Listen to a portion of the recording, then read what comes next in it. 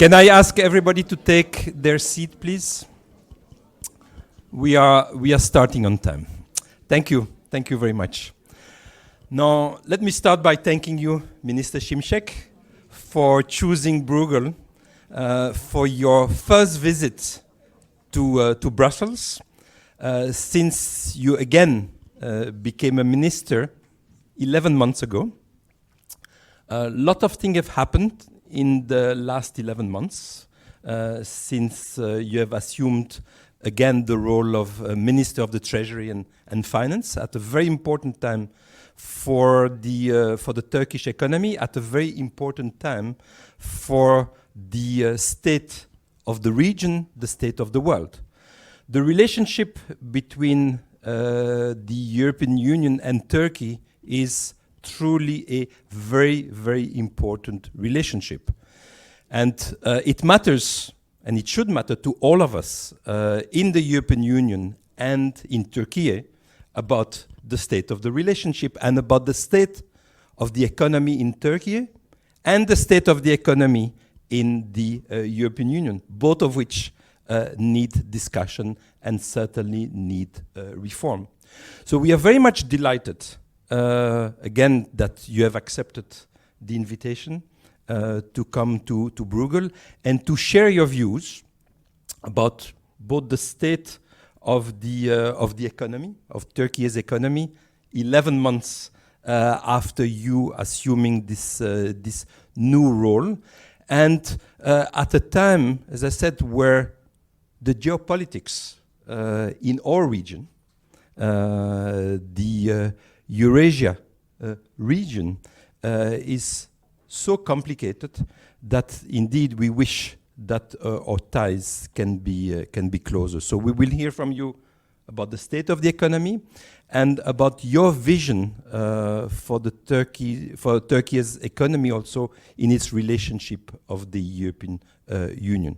So if I understand, you will have slides. You will make an initial presentation of about 15 minutes, and then we will engage in a discussion. First, the three of us, then with the audience here in the room, and there will also be an opportunity for the audience online to ask a question using Slido, and then Turkey. Minister, the floor is yours. Well, thank you. First of all, I'm delighted to be in Brussels, and I'm grateful for this opportunity. It's a great, pleasure to be at Bruegel. Look, I've been told that I should strictly stick to 15 minutes, so I'm going to quickly go through some of my slides. The outline is just a little bit of global backdrop. It's becoming more favorable. So our program has a little bit of tailwind now because growth prospects in Eurozone have improved. Global disinflation hopefully will bring about easier global financial conditions going forward. Commodity prices seem stable in real terms, and global, obviously, political landscape, geopolitical landscape is changing, and I think Turkey's strategic importance is going to be more appreciated. When you look at our policy priorities, our top priority is to attain price stability, to bring inflation back to single digits. It's quite a challenge, but it's doable. We're going to show it. Second, supportive policy priority is strengthening fiscal position. Due to the earthquake, mainly due to the earthquake, we have a big hole in the budget. Last year, we front-loaded fiscal adjustment, but more needs to be done. And, fiscal adjustment will help disinflate. The other key priority is to mend the external balance, narrow the current account deficit, rebuild reserves. But the ultimate goal is to achieve structural transformation. And that's where twin transformation comes in, as well as a new industrial policy. Disinflation, we're not doing anything out of ordinary. We're not reinventing the wheel. It's the conventional monetary policy normalization, but there's a little bit of added, bits here. Selective credit tightening, quantitative tightening, as well as more supportive incomes policies and a fiscal policy. This is the disinflation path. Inflation is going to peak in May, meaning this month. And then from then onwards, we'll see meaningful year-on-year deceleration in inflation rates, decline in inflation rates. This is the path we see. At the end of this year, we see inflation at around 38%, next year going down to 14%, and finally in 2026 back to single digits. This is the path of monetary policy normalization. So we believe, or central bank believes, that the monetary policy stance is tight enough to anchor inflation expectations. On the fiscal side, last year we did meaningful front-loaded fiscal consolidation. Had we not done that, the deficit would have been clearly, significantly higher than what we have achieved. Last year we ended the year with a deficit of 5.2%. This is a high number, but more than 2/3 of deficit, was attributable to earthquake-related spending. So excluding earthquake, the deficit was 1.6%, which is well within Maastricht criteria. And going forward, we've just announced that we will do a comprehensive spending review, which is underway. Yesterday, we announced some spending cuts, spending controls, reorientation of some investment spending into more productive areas that would make Turkey more competitive. But also, we're going to come up with new additional measures to broaden the tax base, fight informality, combating shadow economy. The ultimate goal is to bring the deficit on a sustainable basis, meaningfully less than 3% of GDP, and also keep debt to GDP ratio well within so-called Maastricht criteria. Currently, debt to GDP ratio is at 29.5%. If you look at overall indebtedness, Turkey is not a highly leveraged economy, including household debt, corporate debt, financial sector debt, and public sector debt. Our debt to GDP ratio is 109%, compared to 257% in emerging markets. Now, current account deficit is narrowing on the back of policy-induced, obviously, efforts, tight monetary and fiscal policy. Of course, we've taken some steps in moderating gold imports. There's also rising oil and gas output. Energy transition is going to be key. And we also have a new industrial policy. The goal is to bring deficit sustainably to less than 2.5% of GDP. What's magical about it? Well, this enables us to reduce external debt to GDP ratio, but also to accumulate reserves. So that's really where we are. Current account deficit is narrowing, as you can see, substantially. So the program is working. It's a simple proof. On the growth side, we've had historically strong growth. 4.8% for the entire century, real GDP growth rate. Last 20 years, 5.4%. It's going to moderate. Why? As we disinflate, we need to change the composition of growth, rebalance it. Net exports have been a drag. We're going to turn it into a small positive contributor. So domestic demand needs to moderate while external demand becomes more supportive. We also have a comprehensive structural reform agenda. It includes enhancing human capital, meaning reskilling, upskilling, labor market flexibility, improving investment climate, deepening capital markets, public finance reform, again, twin transformations. All of these aimed at boosting productivity, enhancing competitiveness, ultimately. Now, is the program working? It is working. This is going to be a quick one. First, we believe that sound policies combined with a good narrative, meaning structural reforms, tends to help regain investor confidence, which we think we are there. That leads to portfolio preferences in in favor of lira, which is happening. Real exchange rate appreciation, it's happening. Speedier disinflation, sustained one, is going to be a function of sustained policy backdrop along the current lines. And that's where the rebalancing of growth comes in. So, as you can see, rebalancing is well underway. Inflation expectations have improved dramatically, so 12-month forward inflation is 35%. Today, headline inflation is around 70%, and it's going to peak this month. Access to external funding has improved dramatically. The rollover ratios are now as high as 153% for banking sector, 118% for corporate sector compared to pre-program improvement. Net portfolio inflows have improved dramatically. Again, central bank both gross reserves and net reserves, excluding swaps, is improving and is likely to improve further. Risk premium is declining from over 700 basis points to less than 300 basis points. The program is working. One evidence is here. Look at Turkey's spread versus MB plus.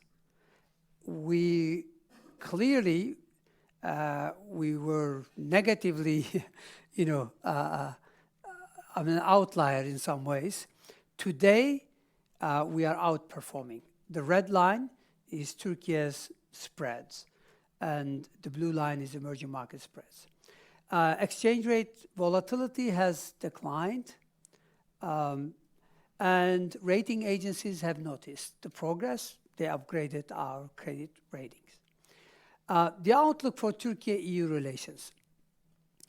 It's a long story, but let me give you some highlights. We joined the Council of Europe back in 1949. Association agreement with former EU, meaning European Economic Community, in 1963. Customs Union with EU, 1995. Official EU candidate status, 1999. Start of full membership negotiations, 2005. Some progress, and then it got stalled. So, why Turkey needs EU? Why do we need EU?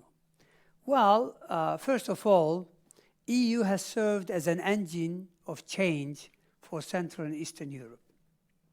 Wholesale transformation is easier when you have an anchor, when you have a set of standards, when you have a source of inspiration. So that's really why we need EU. And also, of course, EU is a key trading partner. The more we integrate, the better it is, because EU accounts for a big chunk of our exports, 41%, 31% of imports, 60% of FDI inflows, 41% of tourist arrivals. Our trade volume annually with EU is over $200 billion. By the way, Turkey is the 5th largest EU's trading partner outside of EU, while EU is our largest trading partner. So, as you can see, we cannot decouple. Why Europe needs Turkey? Look at EU share in world economy. It's falling from about 29% in 1980s to about 17.5% now, and it's declining. Why? Because EU has weak productivity. It's got a lot of issues, but I'm prioritizing here, primary factors here, and aging population. Solution? Well, there's a recommendation that EU should deepen and broaden the single market. What is the best way to do it? By allowing Turkey on board. So that's really why Europe needs Turkey.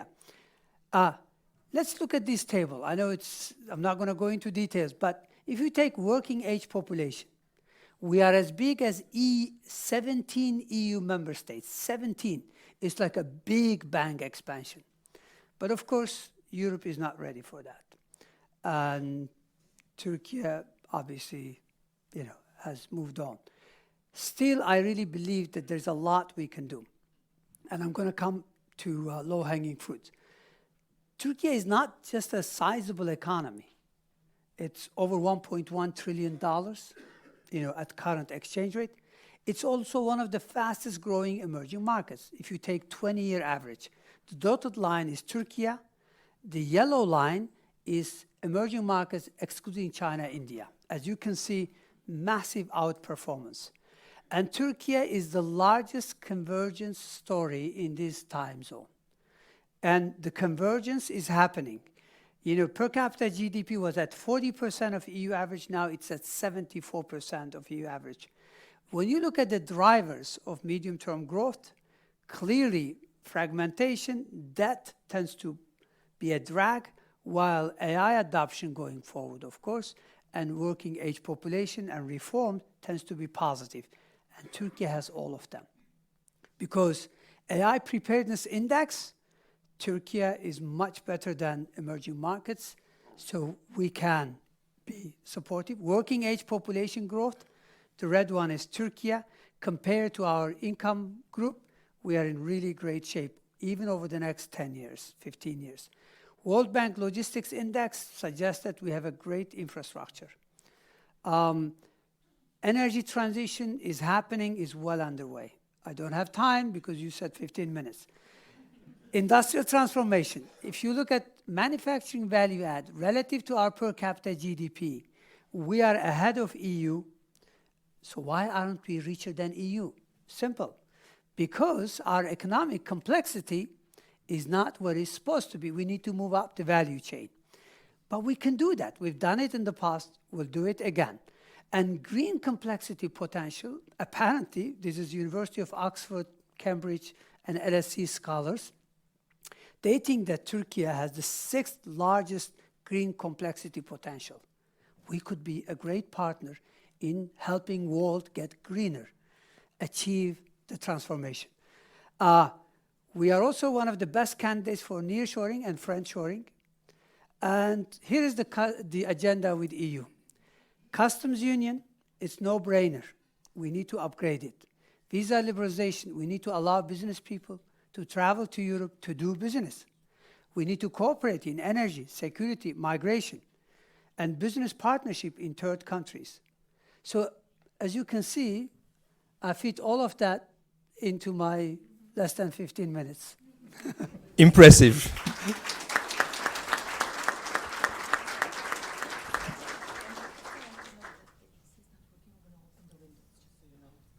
Okay, so I'm told that there is some problem with the air conditioning, and that is the reason why you see the screen there going up in order to open the window and to get aeration. Sorry about that.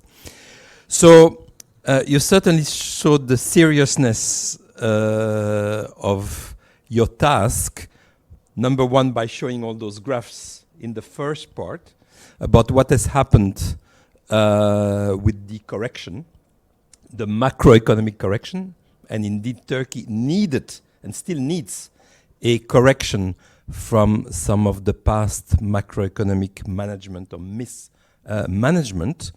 And then we enter into the second part, which is probably the one on which we want to spend most of the time, although we will discuss a little bit the macro part, which is the structural part. The structural transformation of Turkey, the transformation also of the world, and of which climate is one of the important factors. And there comes into the picture the relationship with the EU, what the EU can bring to Turkey, what Turkey can bring to the EU, because indeed it's obviously a two-way relationship. Now let me start perhaps a bit with the macro. I've done my homework. I've tried to do my homework and see a little bit what different institutions, both public and private, make as an assessment of the record of the last 11 months on the macro side. And I think the picture that you presented fits pretty much with the assessment that is made by various institutions. Perhaps on the GDP growth, maybe we're a bit rosy compared to some of the institutions, including the World Bank, that released today its report for the ECA region, Europe, Central Asia, of which obviously Turkey is an important member. And I was checking at their forecast, but it's very much in the same direction. So we can quibble a little bit, but it's not much different. Certainly, I think very much agreement. I think a strong point. The debt, indeed, Turkey has a low debt, both private and public, and I think that's important. And deficit, I think public finances are under good control. Obviously, there was the dramatic situation of the earthquake, and that needs to be handled, and that is obviously perfectly normal and important, obviously, for the country to deal with that. So I think on the public finance, everything looks very good. On inflation, I can't remember exactly the numbers that you had there. You said this month inflation is peaking. Peak in mid-70s. Mid-70s, that's right. Trend down to 38 at the end of the year, 14% end of next year, and single digit end of 2026. Okay, so single digit 2026 is again maybe a bit on the optimistic, but I think that is your role to be optimistic. But I think what is even more important than to be optimistic is to be able to achieve it. Glass is half full. We had this discussion about the glass half full and half empty, and I was very much in favor of the half full glass. So I think the minister rightly picks on that, and it's a touché, as we say. But I think this only to say that I think on the inflation, and it's not obviously inflation coming from the fiscal side.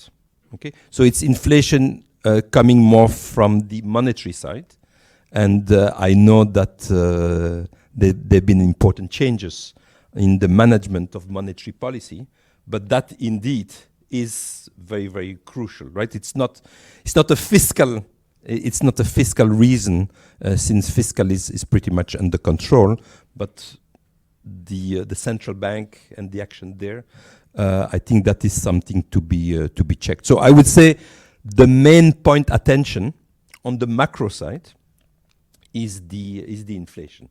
And yes, to be able in 2 years from now to come back to 1 digit, I think that would be a very big achievement. So, may I comment on yes, please.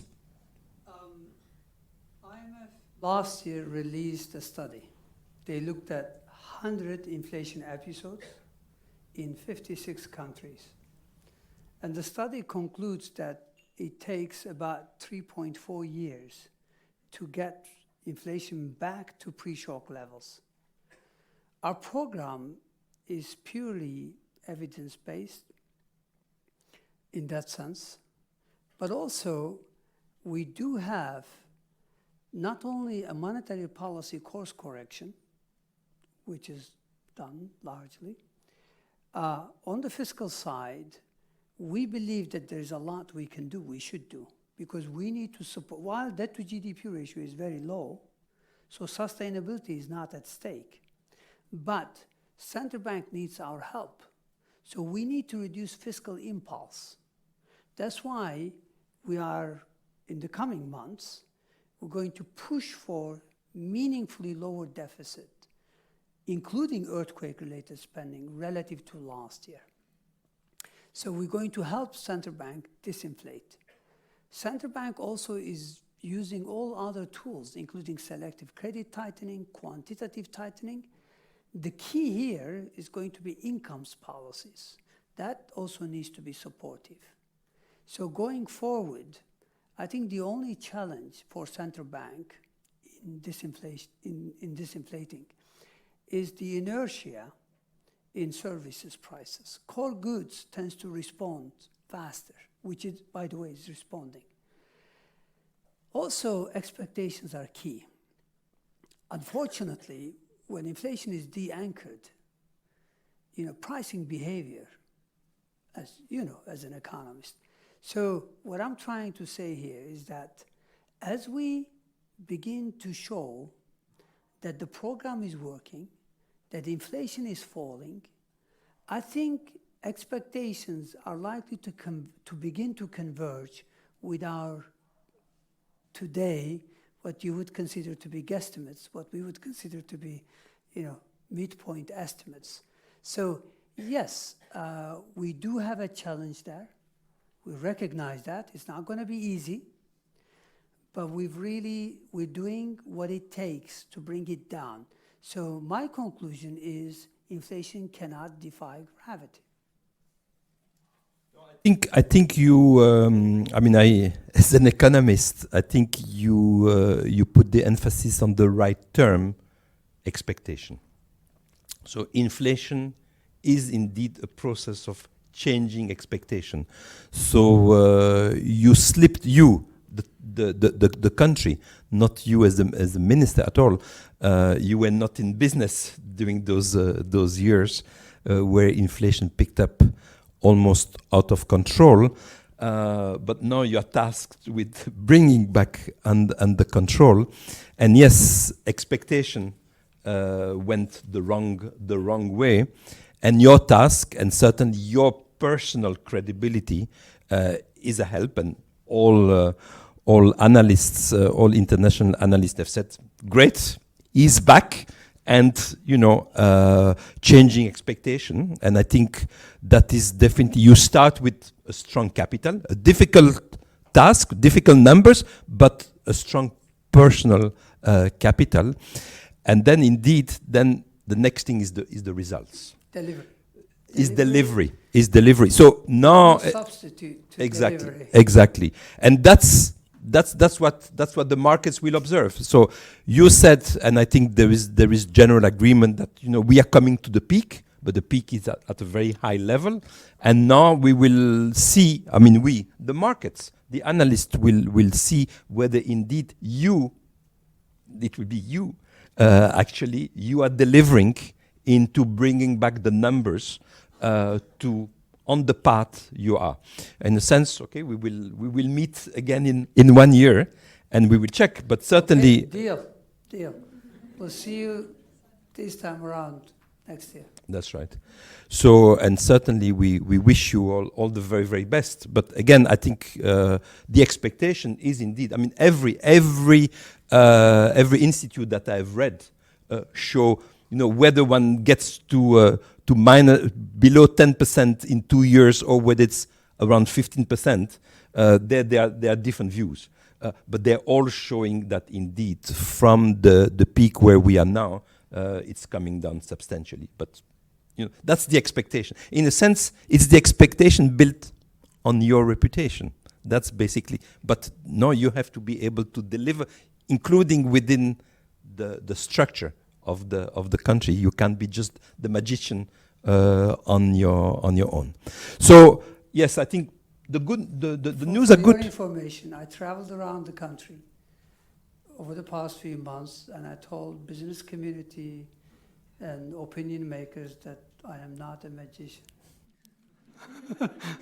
So no, but I think this is very important, and it's very important, obviously, for the country to put behind it this unfortunate episode of high inflation that could have been avoided, but politics went the other direction. So I think we can more or less close the chapter of the short term, the macro chapter. As I said, I think this chapter is pretty blue. The sky is pretty blue. There is the inflation, and the inflation is very high. And we will have to see about the delivery. So it's about changing expectation and then delivering on that basis. So I propose then we move to the second part of our discussion and enter into the part of the structural changes. It's been a long journey for all of us, structural changes. It's never ending, obviously. It's not just a Turkey's issue. It's the European Union is facing, and you put very well forward some of our challenges, productivity, demography. There are others, but I think those are among the two main challenges. And our challenges are also your challenges. We are important neighbors. You recalled the importance of the relationship on trade, on foreign direct investment, and as I repeat, it's a two-way relationship. You are important for the European Union, and the European Union is important for you, and that's the way it should be, and we should look forward. You recalled the history of the relationship, going back to 1963. I start from that point after the creation of the European Union or the EC, 1963, and then the important dates, 1995, the customs union, and then what followed from there. So in order to help into that discussion, and I will come back to that as well, let me turn to you, Pope. You, Pope, knows Turkey very well for a long time. I understand that you have lived also in Turkey, but you have been associated with the country in different manners. So it would be very interesting to hear from you, not just what are your comments on what the minister said, but what is your vision, not of the past relationship, and I think you've been associated with, you know, the situation in Turkey for several decades, like many of us in this room. I think what is important is to look forward. What are, you know, it was put forward, and it's often done, you know, there's some low-hanging fruits. The customs union, the upgrading of the customs union, the visa question, some of the other points. In a sense, indeed, pretty low-hanging fruit, should be fairly easy, but I think it would be very good to hear from you. How do you see this moving forward? What are really, in your personal opinion, what are the challenges, and what is it you would want the minister to respond to? You know, what are the questions that you have for him about how what can be done also from Turkey's viewpoint to improve this important relationship? Please. Thank you very much. Thank you, André. Thank you, Minister. Congratulations on those wonderful slides. You must be proud of them. I think I've been brought here to give a little bit of looking to the future, but from a historical perspective, because there was another moment of tackling inflation, which you'll remember from the late 1990s, which was rewarded with what I remember from my years in Turkey is possibly the happiest day of my 30 years actually in Turkey, was the day that Turkey was officially awarded the candidacy. I still remember the newspapers in Turkey that day, and how joyful the feeling was that at last Turkey had been accepted, at least theoretically, as an equal partner of the European Union. Now, how the inflation was conquered in the 2 years before 1999 was due to a very strict program being pushed by a group of very different politicians and their military backers. I think we can be honest about it. And we entered into a new phase in the 2000s. Somehow, along the way, the plot got lost, and Turkey's been through the wilderness a bit. Just reading the EU-Turkey report, it's really shocking how much it reminds me of the 80s and 90s.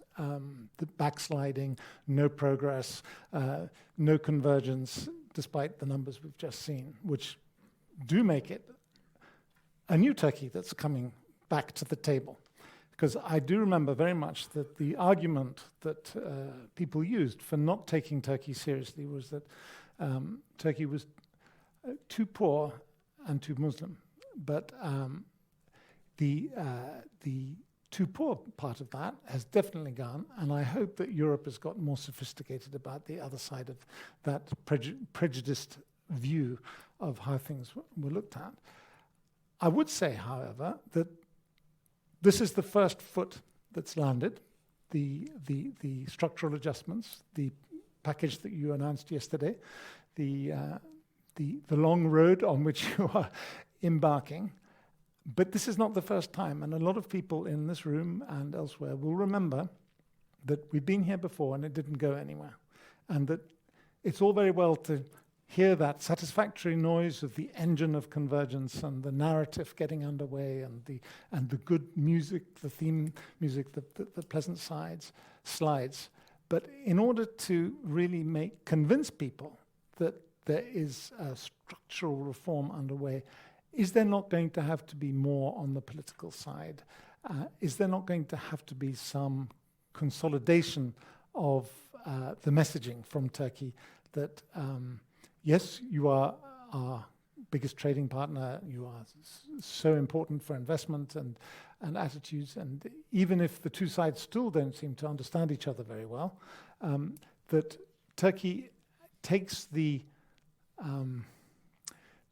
European norms and values.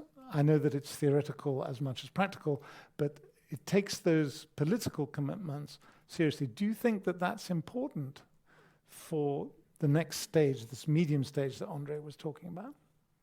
Well, thank you. Thank you. Look, I do agree that, European norms are important. And I think, I remember the days when every single cabinet meeting would consistently have an agenda item, and that would be progress or EU accession as a key permanent item on the cabinet agenda. Look, if Turkey is where it is today, I think we have to, looking back, clearly the Dutch no on constitutional amendments and what followed after that has quite a bit of, significant role in letting Turkey drift away. There is no, from a historic perspective, it's always important to analyze what has happened. But I think I'd rather look forward. And when I look forward, I believe that Turkey should be re-anchored to European Union, and firmly so. Because I see that in the interest of Europe and in the interest of Turkey. Now, the strategic perspective, strategic thinking is lacking in Europe. I know a lot of senior people, and on a one-on-one basis, we have very good dialogue. And since I've arrived, I've been trying to push for some of what, you've highlighted as low-hanging fruit.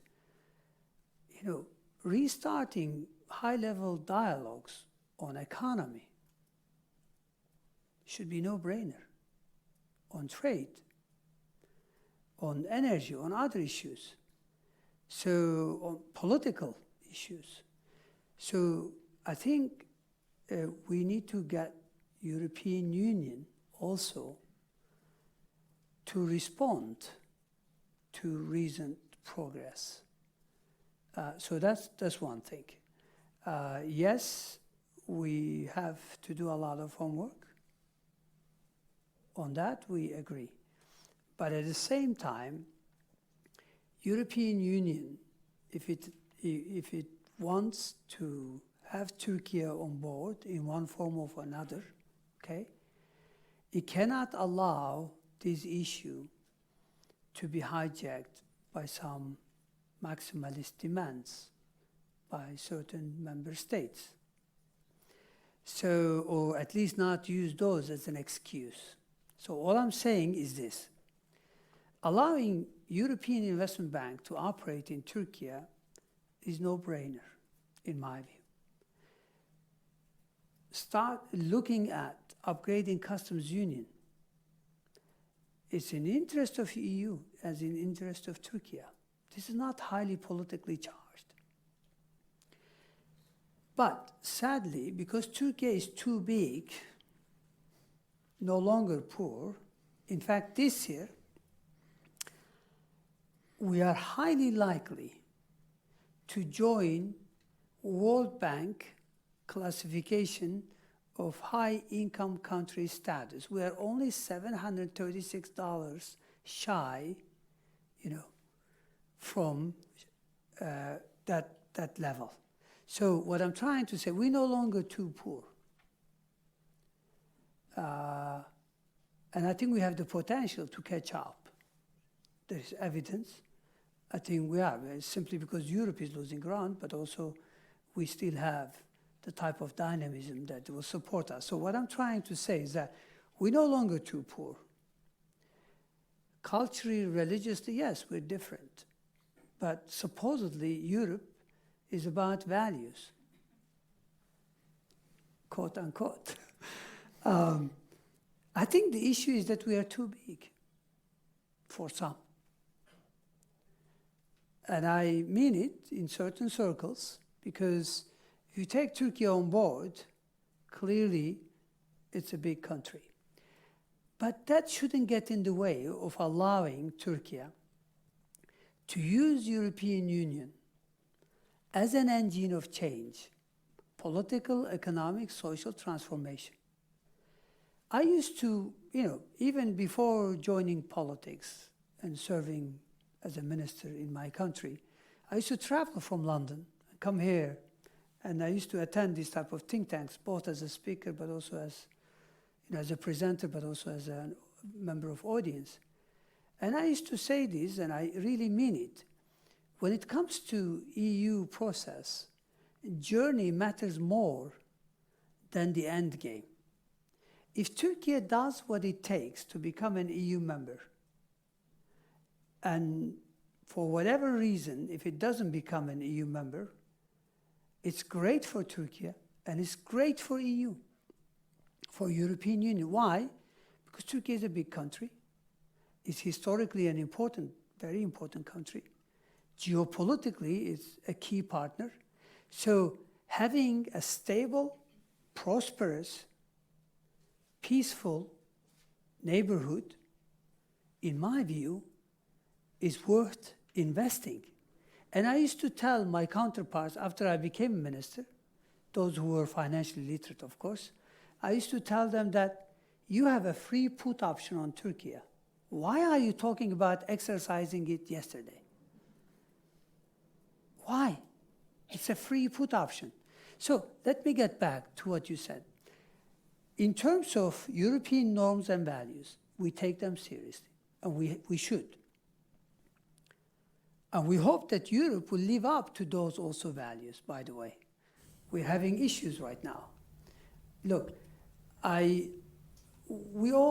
let's face it, the world order, the rule-based world order, has been under immense pressure.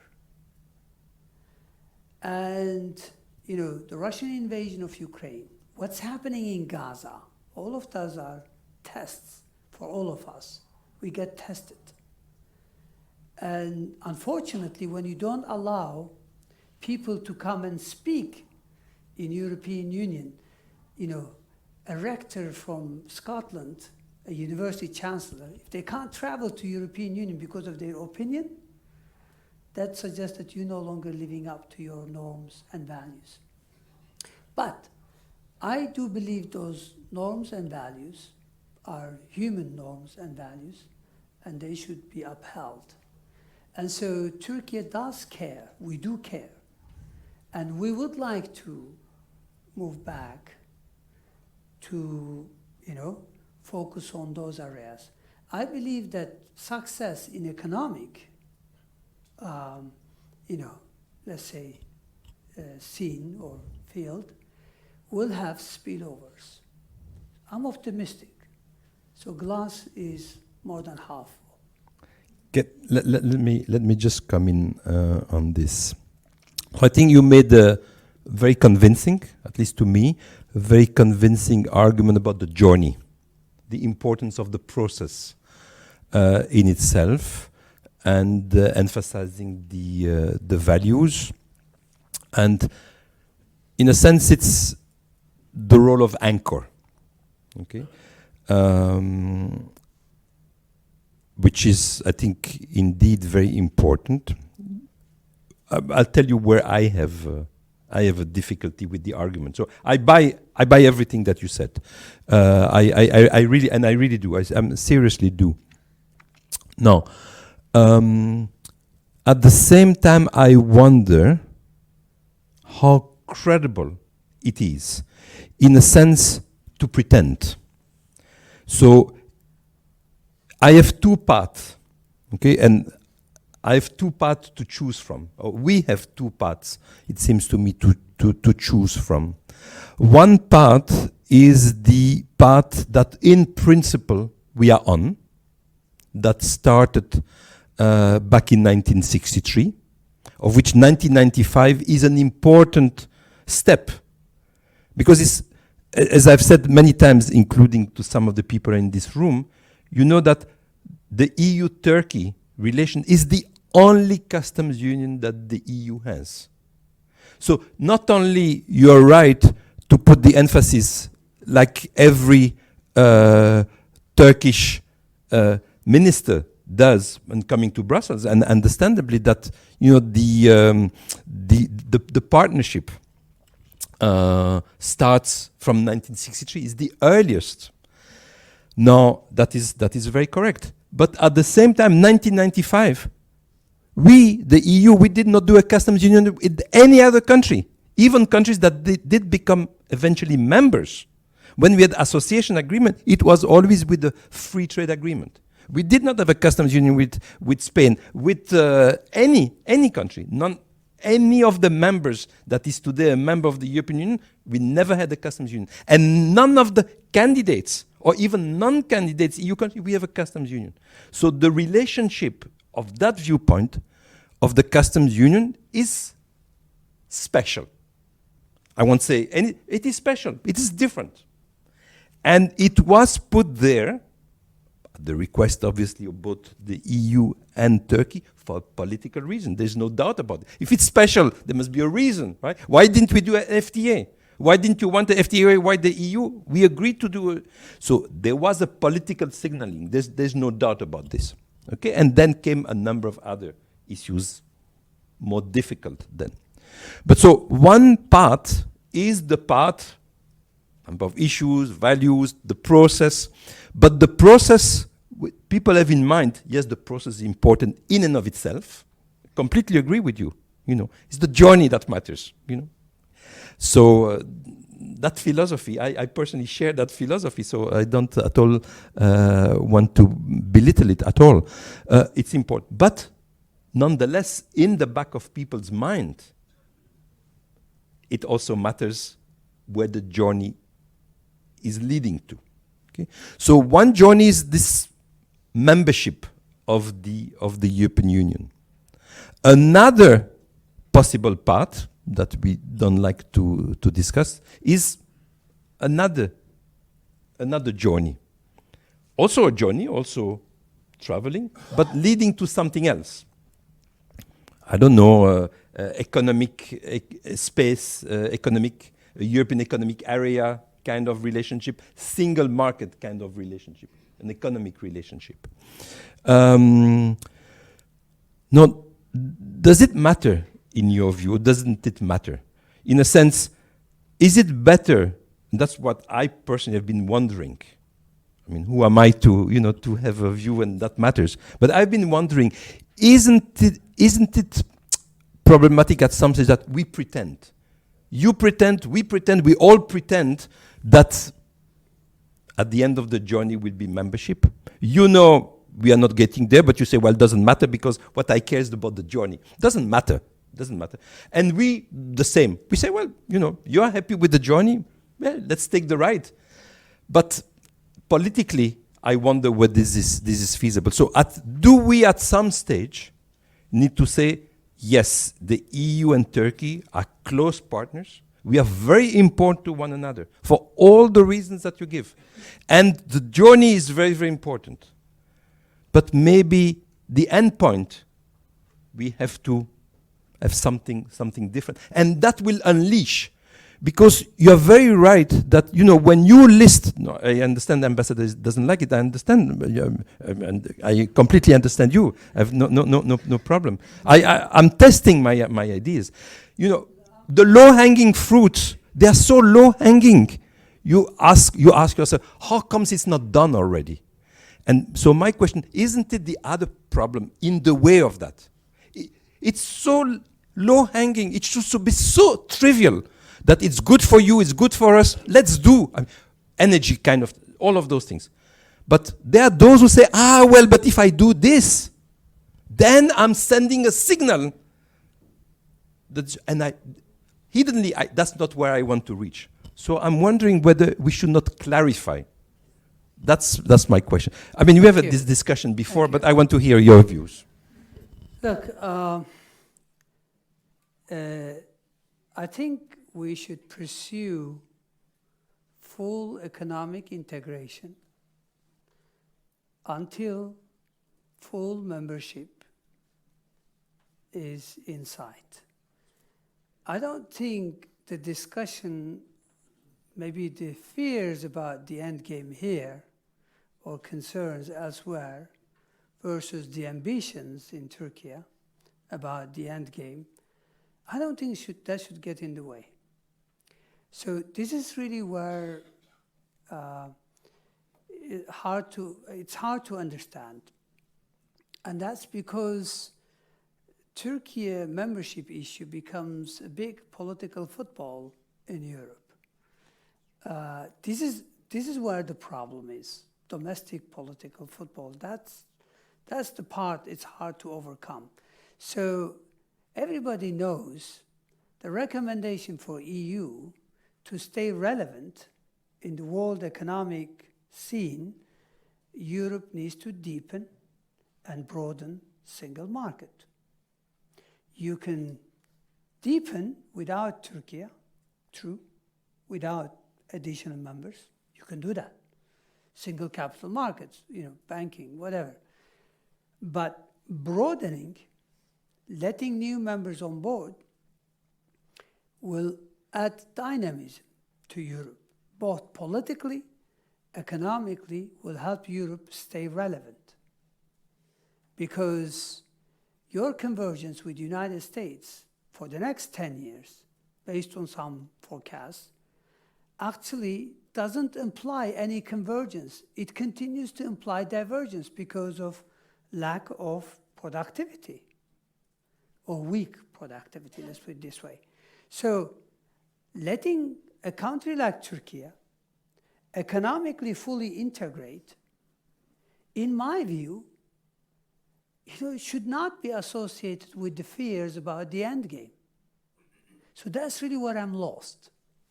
I think who wants to remember you're on the who. And then we'll open to the issue. You're local. Come on. I have to say that I agree with this problem of the end game doesn't go away, does it? I mean, it's always been a bit like that old Soviet joke about pretending to work and I'll pretend to pay you. And that worked 20, 30 years ago, but when you talk about the engine and the convergence, I get it, but what drove that engine was the hope that it was leading somewhere. And since the skepticism that André brings up is quite deep, I just wondered if you'd share with us what you've heard in your meetings today and recently with European leaders. Are you getting encouragement to go back to this? I think it's the old game of, it was pretending a bit, but it was a very positive pretense, and fake it until you make it, if you like. And as you have shown us, there is change in Turkey. Turkey is unbelievably different to what it was in the 80s and 90s, when I used to interview the minister as a bank analyst for my stories for news agencies. And I just wondered, are you getting encouragement to go back to the old paradigm? Individually, yes, absolutely. But does that translate into action? Not yet. See, this is where the frustration comes in. Now, André, you have very good points. I get your points. But you've highlighted that the journey from 1963 and the special relationship in the form of customs union, I take all of that on board. But you see, this is exactly why you get resentment and anger and frustration. Because everyone else that began the journey with us were allowed in despite their faults, I mean, no one was perfect when they were allowed in. So perfection is the enemy of progress. It is. If you want Turkey to be perfect before you can entertain the end game, my goodness, what sort of standard is that? Seriously. I mean, this is not fair. I'm not referring to what you're saying. I mean, we're having a debate here. So we're in Brussels. And I think the biggest problem is that Europe, and I'm going to be strong here, Europe lacks leadership and strategic perspective when it comes to Turkey. In my view, this is a two-way traffic. Yes, we drifted away, but an analysis of why will probably have equal blame on Brussels as well as Ankara. So let's I think it's a point well taken, but it still doesn't solve the problem. I mean, yes, we can apportion the blame, but after we have the blame, we have to, I would perfectly agree with you on the sharing of the blame. That it's not at all the blame. I mean, in my personal analysis and knowledge of the situation, it's not all on your shoulders. That is definitely not the case. Now, let me open the floor for discussion, first in the room, and then I just recall the audience online that there is an opportunity with Slido using the hashtag Türkiye to also pose some questions, and I will pick from those questions those that we want to ask the minister. So, Ebru, if you don't mind to open the round of discussion from the floor, I would very much appreciate it. Thank you very much, and thank you very much for moderation as well, and thanks to Bruegel for their hosting our minister, because our minister is putting extra amount of efforts to promote Turkey's economic activity outside in the international arena. And we are very happy that you open the floors to the minister as well. And my question is, because I was in a delegation many times to Brussels. I mean, we came to the commission, we made many meetings. And each time we proposed something, we were kind of refused, especially before the elections. And we thought there was a lot of prejudice approach from the commission. And at the end, we said, okay, we don't want to be a member, but at least let's upgrade the customs union, because it's going to be benefit for both European Union and Turkey, because whatever Mexico is for United States, this is also Elif says, Turkey is that for the European Union, and it was going to be a low-hanging fruit effort. It was going to be a win-win situation, but this was not very well taken from the European Parliament, and we were very disappointed that time, because they said, it's before the elections, we didn't want to, do anything there. We hope that this is the reason we're also the only company as Limak supporting Bruegel from Turkey, because we think our faces should be always towards Europe and United States. I mean, we really would like to do more there. And my question in this regard to our minister is, the private sector is also, like we do, is serving a crucial bridge in fostering economic dialogue and cooperation between the two nations.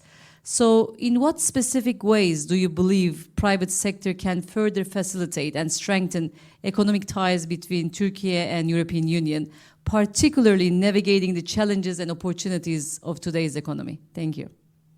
Well, thank you. What is good about European Union? It's still one of the very few geographies that is rule-based. And this is really important. That's what makes Europe, in today's difficult geopolitical setting still highly valuable. When it comes to trade, when it comes to doing business, it's a rule-based, ecosystem. And that's why we can't decouple. And we would fully encourage our business community to continue, obviously, to expand, trade and investments between Turkey and European Union. Ultimately, to the extent that business community succeed, Turkish as well as European, I think that would strengthen the foundation towards both the end game, but also for the process to remain alive and kicking. So I think business community has a lot. You can make a big difference, and you are, and should be so. Europe, westward journey of Turkey, has been consistent for the past several centuries. You know better than me. So it's not just, it didn't start in 1963, and it's not going to end. So that's the key.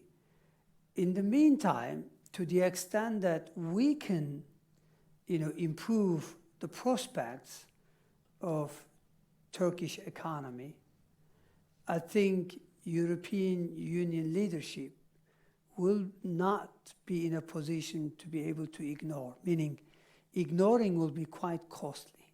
That's all I can say. So, of course, Turkey, trade-wise, and even investment-wise, we can look elsewhere. But we want to mend fences with both geographic, that's EU, and non-geographic West, that's United States. Because we see value in that. But we also want equal treatment and respect. This is key. And that's why, we only once we say, look, we need to restart this dialogue. And if they can't even do that, well, then there isn't really much. Customs union, upgrading customs union, Europe will not be doing us a favor. We want to compete on equal footing. We want level playing field. Supposedly, these are European values. So why hold this back when it comes to Turkey? Europe is willing to liberalize visa from countries that are too far away and probably European standard-wise and value-wise probably significantly behind Turkey. How does that, how can you explain that? These are not questions for you. I'm asking to our friends in Brussels, okay? I think our European friends should recognize that there's a dynamic economy with huge prospects, and it's in their interest that Turkey makes this convergence. Nominal, institutional, and real convergence. And this is exactly the type of journey that I was alluding to. So yes, there's a lot you can do. The microphone here, Ambassador. Minister, as a former colleague who were in the same cabinet and former EU Minister of Turkey, I think your coming here is very important because not many ministers are coming to Brussels in the last months or years, if I may say so. But I felt obliged to also intervene to ask you a question which the answer I know, but I want also people in Brussels to reaffirm from you the answer. I once heard from a commissioner of Europe who became president of one of the Baltic countries. She said, becoming member is like when the time is right, you will become member in a few months. But if the political climate is not there, then they will say your tomatoes are not red enough, or your cucumbers are not green enough. So it will take years and years. Now we face a difficult situation because the end game target has moved to 2030, even for a small country like Montenegro. So here I think we need a political climate in Turkey and in the European Union to re-establish the political wind so that this wind will affect the political decision makings. Customs union is one area. You mentioned in your wonderful statement that the Turkish EU trade is $213 billion volume. US-EU trade is $1.3 trillion. If we upgrade, including services, agriculture, and public procurement, the trade will go up to $500 billion. So there is benefit for both sides here. And we must, without mentioning any frustration, we must talk on the benefits, because it is blocked not because of economic reasons, but because of some democracy handicaps in Turkey, a council decision to stop that. Visa liberalization, it can be achieved. So I want to hear from you once again that Turkey has not left the EU path and is strongly believing that it is in the benefit of the country, and we will continue our strong efforts to reach that target. Well, thank you. Look, Turkey remains committed. I know it doesn't sound or look like it, but we would like to be firmly re-anchored, and we would like progress across the board. Now, the political climate in Turkey, in my view, is more conducive. Maybe less so here, I don't know, with the rise of, far right and far left. I'm not a European political analyst. I see the difficulties for the center in Europe increasingly, and Turkey being so significant historically and so big, it does, turn into, as I said, domestic political football. But in my view, there will be a time where there will be a recognition. You've just reminded me the number.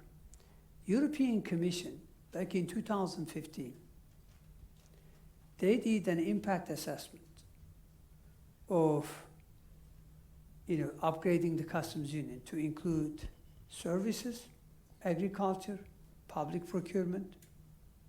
And as you've highlighted, trade volume over the next decade or so could more than double. And this is exactly what Europe needs. And this is what Turkey needs. And I don't see where the politics of these, as far as we're concerned, there's a full commitment. The same applies to some other areas. So we need to bring more oxygen into the ecosystem. And that requires a two-way traffic in some way. It takes two to tango, meaning I think Turkey is ready. Turkey has a solid program. It is a credible program. Yes, it's ambitious. I accept it. It's ambitious. But it has a solid program. And delivery is there, but more is needed. We're at the early stages of this journey. I can make a similar case vis-a-vis EU accession process, including, the other aspects of the accession process. There is a case, and Ankara is ready. Thank you. Now, I would like to hear some comments.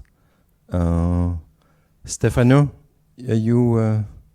I would like to hear very much from you. Yes, maybe you can present yourself for those who don't know you. Stefano Manservisi, former Director General European Commission and former ambassador also to Turkey, even if for a too short period and largely after your period, Hugh. Just I want to say, the European ecosystem today is totally different from what it used to be. And therefore, to go back to something, in my view, is not only, let's say, not possible, but even is not really the point. But there's a difficulty because the European ecosystem today, and you were certainly at the Economic Financial Dialogue at the Ministry of Finance, this morning, is tainted by geopolitical consideration. In the sense that, we speak about economic sovereignty, we speak about de-risking from China and other.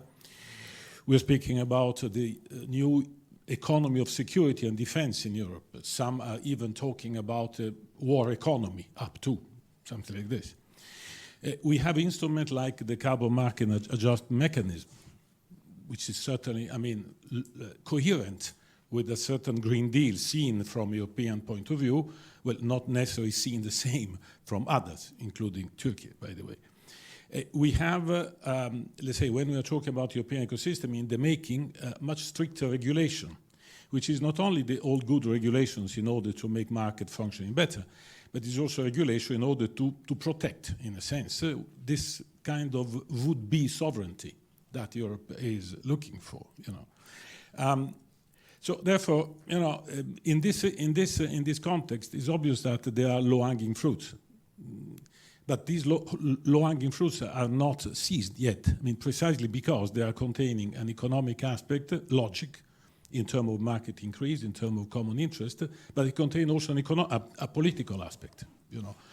I easily agree with everybody, and I think also with you, Minister, that each of these points, from a European perspective, will need more Turkey into the Europe. I have no doubt about this. Because of geopolitical alliance, because of, on each of these points, Europe can do better if Turkey is in. But at the same time, if we say, let's improve the customs union is not enough anymore. It's low-hanging fruit, but is not enough anymore. Because today, the economic transformation, and therefore the reforms that you are doing, that we are doing, are much more complex. It's not the customs union of the 90s, which, by the way, was invented to keep Turkey out. It was not that positive. It was indeed, the only case, but it was done on purpose, precisely not to respond to the demand of accession. So, but even that, if we do it today, there is a content of regulations, therefore a content of political, let's say, requirement, which will ask Turkey to do more, in a sense. Therefore, my question is rather, there are low-hanging fruits which will remain low for a while because they contain that. But from a Turkish point of view, which in the meantime has not remained immobile, on the contrary, has been extremely dynamic inside and outside. And building also, let's say, alternatives, in the sense of different relation with Central Asia, with China, it's logical. Because it has to follow your interest, which is to play on different ecosystem, not only the European one. So therefore, my question is, there are low-hanging fruit, yes, but what is, in your opinion, what are too high-hanging fruit that in this sort of geopolitical balance, is not in Turkey's interest to do, in spite of the promise of enlargement, etc., vis-à-vis Europe, which is today in difficulty, is in transformation and difficulty. Its capacity to be an anchor is much less stronger than in the past. So therefore, what are, in your view, the difficulties, systemic difficulties that Turkey should deal with in order to keep its own, let's say, wide, market and wide reaching out, and at the same time to take the benefit out of a stricter relation with the European Union? Thanks. Thank you, Stefano. Minister? Well, thank you. We obviously, while Europe remains the core, destination partner across the board numbers suggest. I think there are a number of other, regions that are gaining traction. Africa, take Africa. Between now and end of this century, Africa's population is probably going to triple. Africa may not be as lucky as Asia, meaning the Western consumers may not provide the type of lift, the globalization. But still, when you have this type of demographics, and we are strong there. Turkey is not China, true, but it's right there. So that's why I was trying to make a case also to see if we could get Europeans to think along the lines of tapping Turkish dynamism, Turkish companies, flexibility, adaptability, even adventurism, to do business elsewhere. So again, I think Africa is one area where we should be doing more and probably will do more and focus more, with or without our Western European friends. We seem to have a pretty good reception. Again, in our immediate neighborhood, if you can remember the chart that I painted, relative to PPP per capita GDP, when you look at manufacturing value add as a percent of GDP, we're pretty high up there. Suggesting that, in our neighborhood, we would be benefiting significantly from the so-called fragmentation that leads to nearshoring and friendshoring. We're naturally friends with Central Asia. We are friends and near to MENA region, Middle East, North Africa. So, but we don't really see this diversification or broadening our reach as a substitute to our relationship with European Union. But if European Union stays where it is now, failing to recognize, obviously I can't judge, I think it's hard to understand sometimes whether or not the big guys in Europe are using some other countries as an excuse, as a pretext, or else, the other way around. When you look at what has happened in 2019 that led to a significant disruption, the Council of Europe's decision, none of those factors today are in place. But there is quite a slow process, if any, to reverse this. So again, I don't know if I got your question right, but I know the ecosystem is different. I understand that. And the world is different. In fact, André will remember, I reminded him the famous Italian philosopher, Gramsci, Antonio Gramsci. What he said in 1930s has a little bit of relevance today. Sometimes that's how I feel, when I feel that the glass is empty, half empty. He says the old world is dying. The new world is struggling to be born. Now it is the time of monsters. When we look at where we are today, with Turkey being between Ukraine and Gaza, and see how things are evolving, I think the rule-based system that we took it for granted is under immense pressure if it's not dead or dying. And we don't really have a new system in place. So it's hard to make big calls as to where we go from here. I don't know how the ecosystem will evolve. But regardless of how it does, I think there should be recognition that Turkey is a strategically very important country. It's a big economy, and it has huge potential. And therefore, you know, even when the ecosystem evolves, whichever way it does, I think Turkey will remain quite relevant. And I do believe that it will attract better appreciation than it has been. Thank you. I have a question in front for the lady. Thank you very much. My name is Elif Bilge Zaparoli. I'm with Bank of America. Thank you, Mr. Minister and organizers. I want to follow up on what Stefano said, which is, it looks like from an economic perspective, things are simple, but then they're surrounded, wrapped by very complicated political aspects, and that's why there's actually very little progress. From a European Union perspective, does European Union have a sense of the political complexity and have some proposals for Turkey? Or do you believe that at this point Turkey is so much out of sight that it's not even a topic? Because I actually wonder whether Turkey is even on the agenda, from just honestly, because I don't see it. Some sincere answer would be much appreciated. Thank you.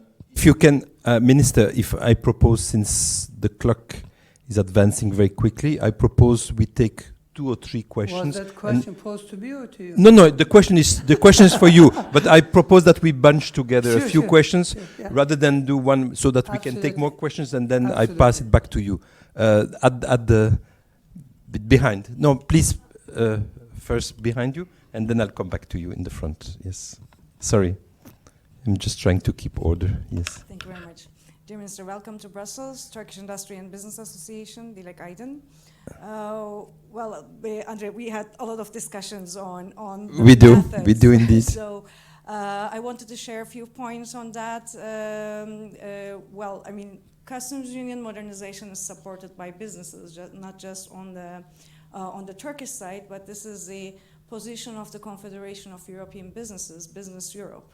So we share this goal, and there's certainly no question about the economic benefit of it, especially at a time when we are talking about the global competition, fierce global competition. I would suggest the difference of the views is on the methods, because we know the economic reforms should go in hand together with the political reforms. Copenhagen criteria is definitely part of it. But what is the right way to approach the joint necessary reform process between EU and Turkey? Because EU needs to go through its own reforms. We're also talking about the future architecture of the European Union, how EU integration itself should evolve in the next 10 years. It's not just about broadening, but it's also about the deepening, as we discussed. And it is indeed, at times looks like a political football game, but also it's about our joint capacity to address the issues as joint European problems. And I think there, all the strategic issues that we are addressing right now in Brussels, in Ankara, energy, logistics, security, NATO cooperation, all these require a common methodology, and that is the roadmap we need to decide. And I would highly appreciate Minister's views after his meetings in Brussels today, how he sees the roadmap ahead. Thank you, Dilek. And then the last question here in the front, and apologies for other questions. Then I will take one question from the online, and then back to you, ministers, to wrap it up. Well, Thank you very much. My name is Javier Arias. I'm president of European League for Economic Cooperation and a former banker. Well, having said that, I want to thank you for being here. And then I think that the thermometer in the relationship, in the short term at least, maybe is the inflation. So inflation, how that's going to be monitored, how that's going to go down. And this is probably the big magnet to bring in foreign direct investments. And there is the recent history is that most of the investments which were stuck in Turkey had been wiped out as a result of this inflation. So the hyperinflation is not a good incentive for business. So I think if we are able to reverse that, that will be a big push for business to get back. I think this is very, very, very important. If the mood and the expectations, they are the right ones, money will come back. And that will bring along political decisions. I want to put it here and maybe to make an emphasis in this regard. Thank you, Javier. So I just pick one question that fits with what was the last question from the floor. This is a question from Andrew Birch, and he asks, will institutional barriers be put in place to prevent a turnaround in current economic policy should political winds change, as has happened before? So, in other words, you're on a good track, but what happens if there's some political change? Can you ensure that the good policies will stick for a while? So, all those questions are now on your laps, please. Well, thank you, André. Let me start with the last question. First of all, the political ownership of this program is strong. I've been saying it from day first, but it took quite a while for the markets to come around. Because other attempts did not yield the desired results.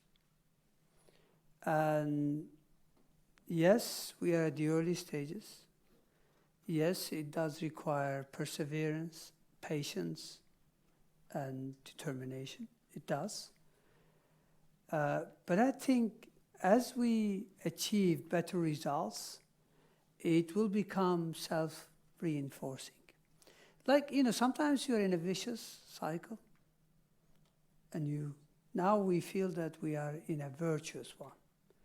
And so better outcomes support additional measures. So moving on to second question, no institutional setup can completely safeguard unless, this is better for politics, it's better for country, it's better for people. So the last question. Returning to the question on inflation. I do agree. I mean, it must be hard for a businessman who spent his entire or her entire business person to spend an entire life in a price stability environment and having to deal with these, double-digit, close to, sometimes triple-digit inflation rates. I know it's very hard to operate. And that's why the key to predictability, the key to attracting FDI inflows, the key to sustainable prosperity is price stability. So the essence of the program that we are implementing right now, the essence, the heart of it, is disinflation. That's why we have done everything that is needed and will stay the course. And to the extent that we are successful, as I said, it will help us move forward in other areas. So thank you for your advice. We are 100% on the same page. Now, the type of feedback I get from my counterparts here. I have to say, either I meet lots of friends, but they seem pretty constructive. I think the atmosphere in kind of like the buildings that I was in this morning is not negative. It's constructive. They have limits, they have limitations, but they seem constructive. They seem, again, supportive. Whether or not that yields to better results at the senior political level, what is required for that to happen, that's a separate issue. Maybe we should wait until the European parliamentary elections are out of the way, considering, that the center is under pressure from marginal, parties that are increasingly carving out bigger space. That's understandable. So we respect that. So again, if you're asking my sense of, where things are headed, I think the outlook is positive. I can't say it's all, blue, but certainly while there are some gray clouds, it's not gloomy. It's more constructive than, many people think. But maybe, again, just like the program we're implementing needs time. People want delivery yesterday, but the reality is it takes time, unless it's magical. You build walls brick by brick. You don't carry walls and put it in place. So I think the same applies to, Turkey, EU, anchoring, establishing, restoring a good sense of direction. And that takes small steps. Small steps will reinforce the others. So the answer to both Elif and the representative of Tunisia, I can clearly say that the atmosphere is constructive. There are issues. I'm not saying there aren't, but the perspective is relatively positive. How fast? That's a separate issue. Maybe it's a timing issue. But, we'll continue to do what is right for Turkish people. Turkish people deserve as good standards as European standards when it comes to food safety, when it comes to environment, when it comes to anything else. And therefore, we will continue to make progress, simply because this is in our best interest. But of course, it does help if you're a part of a strong ecosystem that is supportive. And this is really what this debate is about.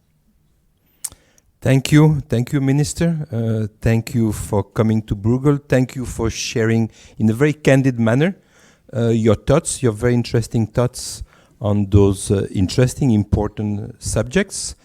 We wish you all the best on your journey to first disinflation, and number two, to closer and better relations with the European Union. I want to thank Limak for facilitating this extraordinary discussion. Thank you also, Hugh, for your valuable participation. Thank you for the audience in the room, and thank you for the audience online. All the best. Thank you for hosting me. Thank you for the opportunity.